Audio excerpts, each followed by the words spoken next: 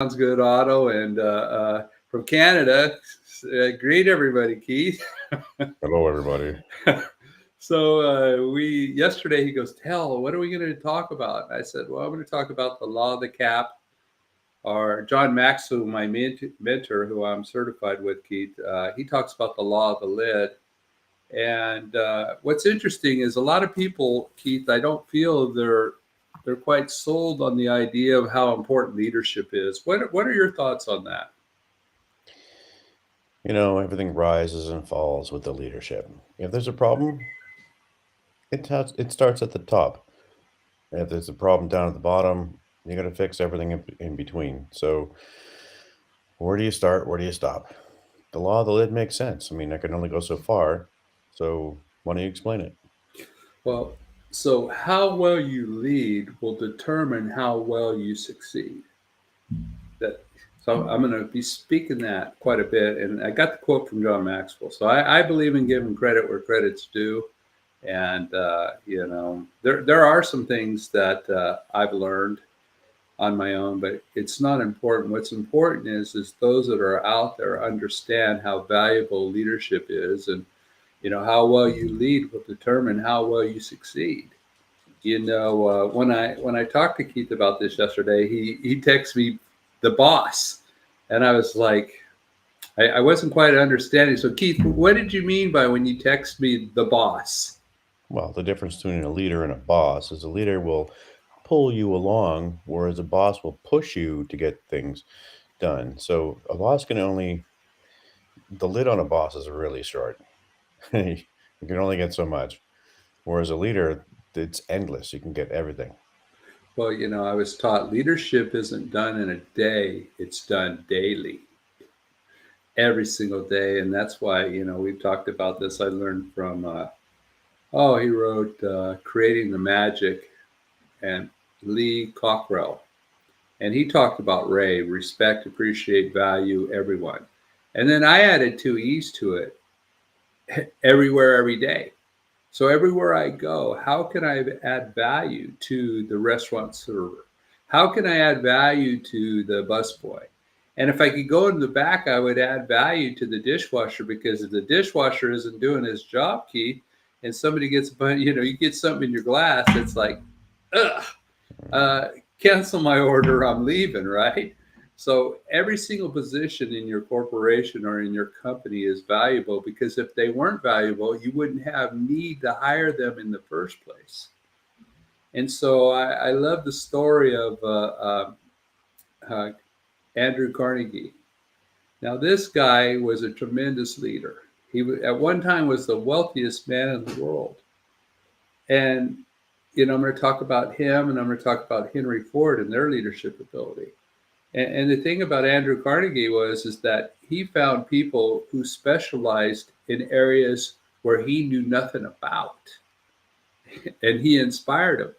Henry Ford, this magazine basically said he was an idiot, and don't hold me to the word. So he sues the magazine. So their attorney comes up and goes, who is Benedict Arnold? He goes, I don't know. Is he a businessman? Should I know him? Well, how many people came over from, Britain for the, Revolutionary War? And he goes, I don't know how many came over, but I know a lot less went back. So Keith, when he finally got upset at this with this attorney, he goes, listen, I want to tell you something. On my desk, I have a box. And on that box, there's 50 buttons. And each button is connected to somebody who is a specialist in what they do. And you see, if these questions that were so important, if they were important to run a business, I wouldn't need to know the answer. I would just need to know which button to push to get the answer. So I want you to share with me, Mr. Attorney, why I should clutter up my brain with a bunch of knowledge that has, when I have this box on my desk and all I need to do is push a button. Well, right then and there, he won the case. And see, today, the man, changed our entire, not only for the United States, but the entire world, the process of the assembly line. And This morning I was listening to the story about the McDonald brothers with their speedy service, Keith. Mhm. They took that same idea, and their goal was to have a customer in and out under 30 seconds. Now they're not up to that anymore, I don't believe. Yeah, they've gone the other way. Yeah. But thing about it is because of the law of the lid, or I said, the cap.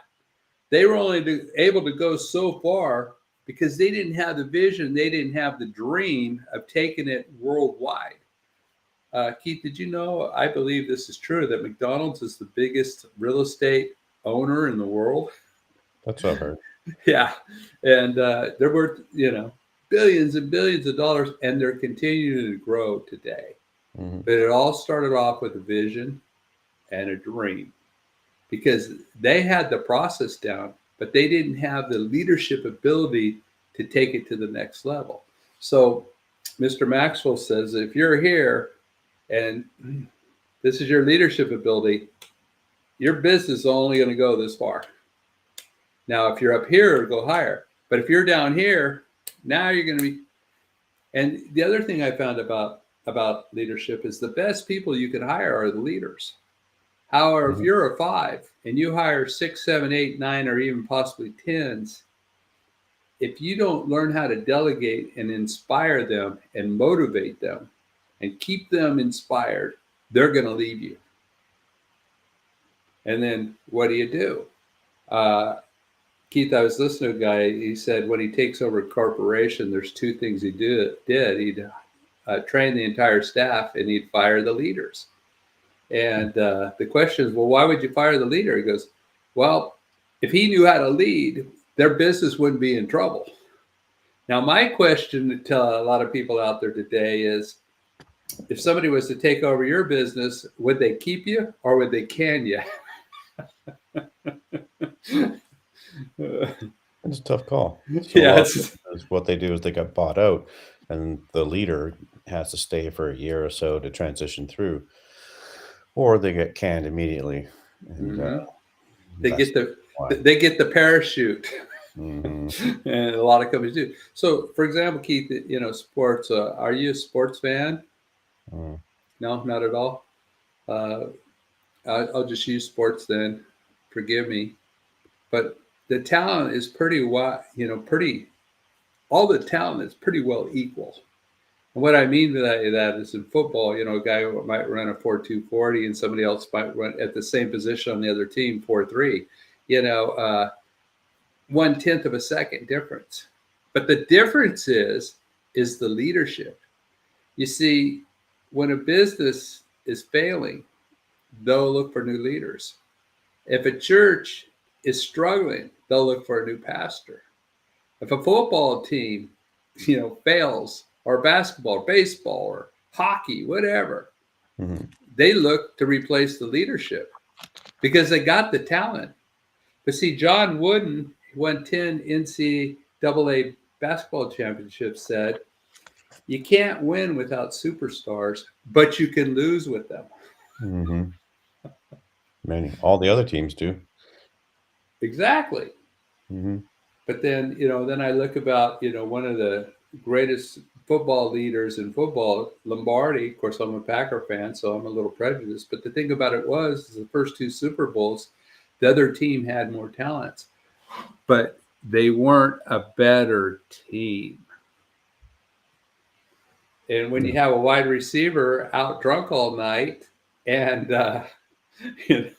because he doesn't think he's going to play in the Super Bowl, and they throw him in, and he still performs at a highest level. Mm. Now, I'm not saying go out and get drunk and do things, but what I'm saying is because of the coaching, the Yeah, belief, the belief in his employees. Keith, now we talked a little bit about, but Friday you have a special event going on in your life. Can you share it with us? sure. Maggie and I are gonna go to Europe for 25 days and, enjoy life. Gonna rent a And car, gonna take a train, we're gonna go through mountains, we're gonna go through all the cool stuff that we wanna go do and see. and let me ask you this: Was there a time in your life, we'll say probably 15 years ago, that you would feel comfortable leaving your four businesses behind and you took off for 25 days? Yeah, no. So I knew back then when I came back, I'd have to clean up a bunch of messes or put out the fires because there would always be some because I didn't have the abilities I do now. And what abilities are those, sir? Leadership. I have a Lead. pretty high lid.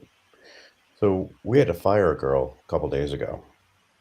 She did something that went against our philosophy, and it was not easy because she's a good worker, nice person, a good part of the team, but she did something outside that was inexcusable, so we had to make her go. But it affected the whole team because it's an important part of it was now missing, and so we need to go back in and fix the team. But the law of the lid helped me to get the team together, and so her mom actually works with us, and she was hanging out yesterday, crying, saying she didn't know what to do because she really loved her job, but she can't afford to live in the area that we are, and she might have to live in a smaller town where it's cheaper to live, and she didn't want to because she loved her job, and her daughter, the one we fired, said, "Is there anything I can do to get my job back? I will change, I will do anything," because she just loves the culture that we put together, and, as the leader, firing her was not fun at all. Like, she just didn't do that one thing, but she did, um, and then we had the after effect.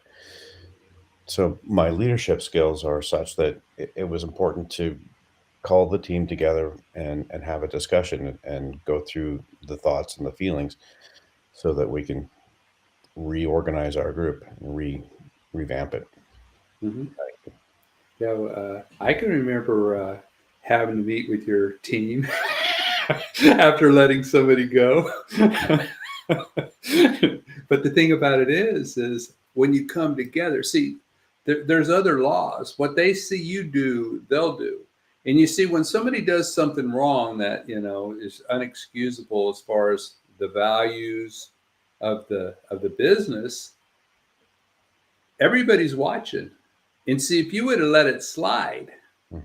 then what happens is they go, well, he let her slide. Why won't he? See what I mean? And that's what it causes. Because as a leader, Mr. Maxwell told me about a book that he wrote, but it's not going to be released until he passes over. And the title is "Leadership Sucks." Yeah.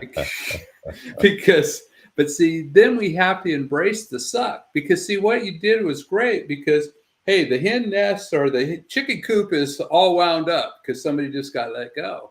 But Mhm. then you bring them all together and you say, listen, now we have this missing piece to the puzzle. We're going to have to all step up together until we can find the replacement for this piece of the puzzle. But morally or ethically, and you got to do what's right. Because if you don't, you know, then, like I said, what they see you do or how you handle situations will be how they handle situations. And it's just part of leadership. It's cutting out and forgive me when I say this, cutting out the cancer. Mhm. I talked to a surgeon and I asked him one time, we were working on his car and one of his power wires was corroded was corroded with Yeah. acid. And so I go, doctor, if you open somebody up and you saw cancer, you could do one or two things. You could either, cut out the cancer or you sew them back up. What would you do? And he goes, I'd sew them back up. I'm not a specialist at, that type of surgery. And the thing about it my thought is, well, we got to cut it out because if I don't cut this out on your wire that's going to your starter, one day your car isn't going to start. And so we either cut it out now or you cut it out later. But unfortunately, if you don't do this right now, and you got to be at work because he worked at ER, and your car doesn't start, and you're late, and somebody comes in and they're in a critical situation, you're not there, uh, they go bye bye. And so when you put together a team, and we'll talk about this another time, how to put together the right team, how to hire the right employees, and these things, and because when you hire somebody, you have to evaluate, how's this going to fit in with the other team members? What type of person this is? By the way, anybody out there that, are thinking about hiring somebody, if you'll email me at dellhelpus@gmail.com, I'll send you a test. It's 50 questions. I'm not going to charge you. I'm not going to bombard you with a bunch of emails and stuff because I don't want you to have to do what I do, DEL, eat them all. Every morning, delete, delete, delete, delete, delete. And they're just trying to hammer people. And I get it. That's part of the business. But you know what, Keith? I believe I'm going to let my merit speak for myself. If somebody wants help, they can get a hold of me. If they're happy where they're at, hey, more power to them. But the problem with that is when you think you're there, that's when you're in the most trouble. Mm-hmm. My brain can only take me so far. I get that. And that's why I've used you as a mentor in the past, and as well as others, depending on where I want to grow. So your Mm-hmm. skill set is pretty neat. It helps me with leadership and sales. And I really appreciate that. Other leaders have helped me through different parts of my world, and I've had quite a few over the years.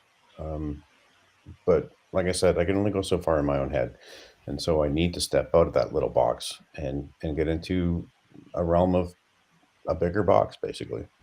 Well, how well you lead will determine how well you succeed. Now, you're going on a trip, 25 days. Who's paying for that? Somebody else. But see, if you didn't how well you lead will determine how well you succeed. Mm. Because see, your whole team, because I know they set goals for you. And if you hit that mark, hey, you go on the trip.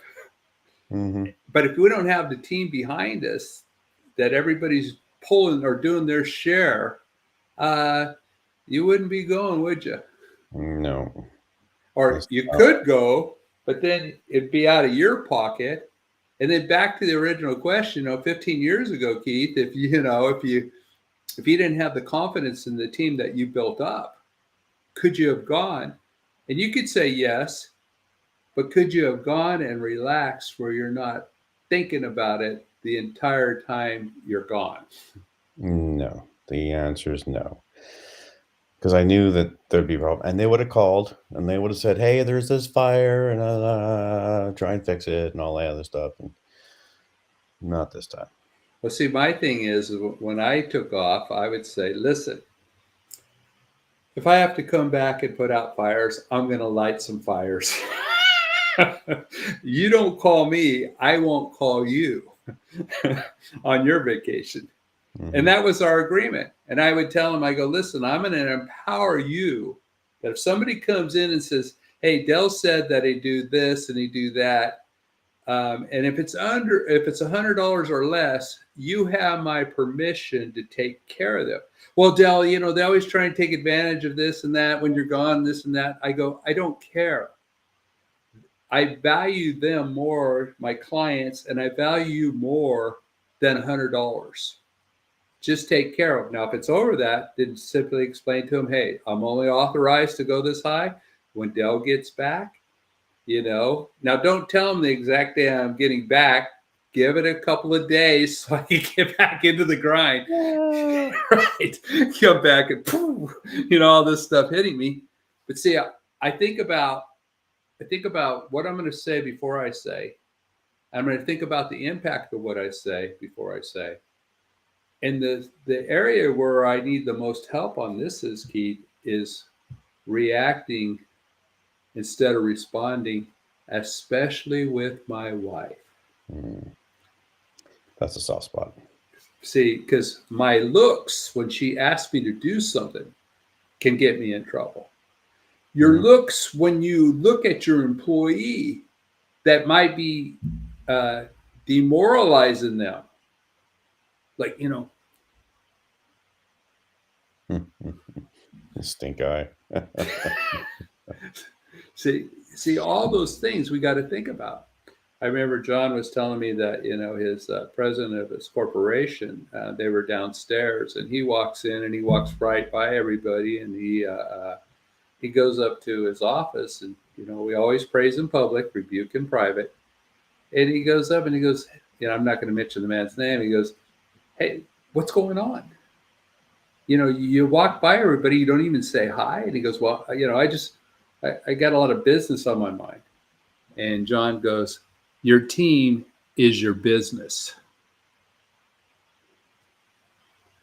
Your team is your business." See, we're in the people business. We have employees. We're dealing with customers. We're in the people business. And leadership is influence, nothing more, nothing less. Selling is influence, nothing more, nothing less. You see, they go hand in hand. People go SALT. What's SALT stand for? Sales and leadership training. Mm-hmm. Well, why? Because you can make all the sales in the world, but your service department sucks. It's going to catch up to you, especially today. McDonald's used to say, Keith, if you make one customer happy, they'll tell 3 people. If you make them mad, they'll tell 10. Well, that was long before Google. Oh, yeah. Now they could tell hundreds of thousands just on one bad Google review. By the way, if you should always respond to your Google reviews, good or bad. Also, if they talk highly about you, don't believe them. If they talk badly about you, don't believe them. Because if we're more concerned about what people think about us, then we get off track. Do I want to do the best I can for everybody I work with? Absolutely. Absolutely. There's no ifs, ands, buts about it. Mr. Keith here, Mr. McCumber here, he gets up early to do this. Why do I do this, Del? Why is it important? Well, you answer the question. Okay. I can only keep what I have by giving it away. So the leadership I've gotten is important to pass it on to others. If we don't pass it on to others, we're not leading. We're just telling. And what I found out, Keith, the more I share with people, the stronger it builds it up inside of me. Mm. And then, sometimes I get done and then I hear this voice, "Now practice what you just preached." No, that's Sonia saying that. No, she says other things. Oh, She's the greatest salesperson ever, and I won't get into, but she will point out her benefits and the loss of those benefits if I don't straighten up. And I go, "Oh, that's right, I forgot. What was I thinking?" Mm-hmm. That might be TMI, but It is what it is. It is. So the law of the lid. So yeah, and remember, the higher we go, the higher we're going to raise our business. Mm-hmm. And you're not going to get there by yourself. And the reason why I say that is because nothing of significance is ever done by one. Jesus had 12, and one of them was a traitor. Yeah, well, we'll get those. You're going to get that. And sometimes those things happen in different ways. Keith, the number one thing I think I deal with a lot of leaders, though, is they're afraid to help people rise. And a lot of times, store owners, example, well, if I teach this guy everything, he can go open his own store. I mean, have you ever dealt with those ideas and thoughts? Oh, yeah. It's actually happened a few times. And how are they still in business? No. Isn't that the amazing thing? Because, see, they see you do it as a leader. You see, for me, I had 2 employees. They're, and they went and opened their own business, but they saw me work. And they go, "It looks simple." Well, Keith, when I went to Milano, we went to a glass factory where they blew chandeliers. And these guys would stick this ball of glass in this flame, and they pull it out, and they grab a pair of pliers, and they just, And then they take some scissors. I go, oh, I could do that. Then it dawned on me, they're masters. How'd they get that way? They get practice, drill, and rehearse, practice, drill, Mhm. and rehearse. You see, if I was going to hire somebody and I was going to bring them in a leadership position, I would point blank and I'd ask them, I go, well, what books are you reading right now? What you know books on, and I want to say tapes because I'm old school. What are you listening to now? And they say nothing. And then then they ask me, well, how much would you pay me? I'd have to say nothing because I'm not going to hire you. Because if you're not interested in improving yourself on your own, then I'm not really interested. And the amazing thing is, Keith, is I work for a company now. There's probably 25 individuals, and there's only one that wants more besides me. And they heckle the guy Hmm. because he wants to improve his life. So instead of bracing it and fueling his fire, they make fun of him. Well, they're going to be making fun of me too. And what's interesting is they see me in every meeting. I'm taking notes. Well, Dale, why do you take notes? Because note takers are money makers. So my note today: how you well you lead will determine how well you succeed. How well you lead will determine how well you succeed. And see, my guest today is his leadership ability, whether he recognized it at the beginning or not, is enabling him to go to Europe on somebody else's dime.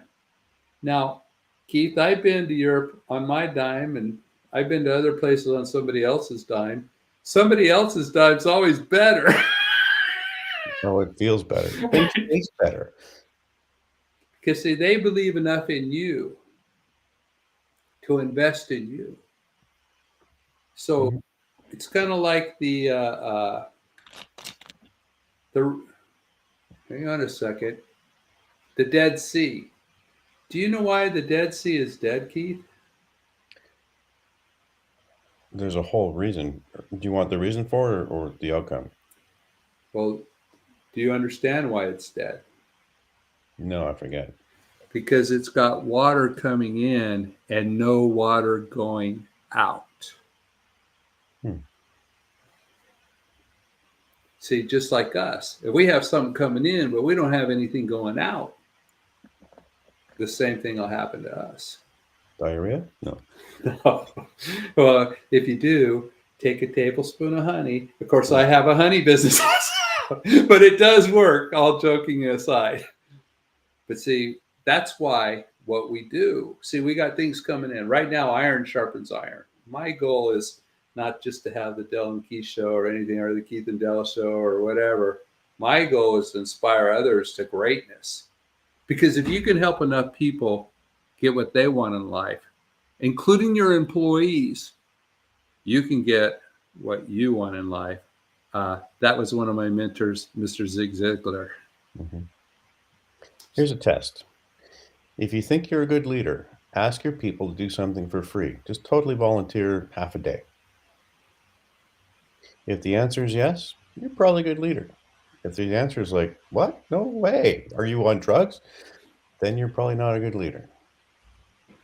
That's true. The hardest leadership is on a volunteer basis. And how do we keep our volunteers motivated and inspired? Write the vision, make the vision plain. Mhm. Any vision that's not written down is just a dream. Any goal that is not written down is just a dream. You see, Keith, people don't plan on failing, they just fail to plan. Yep.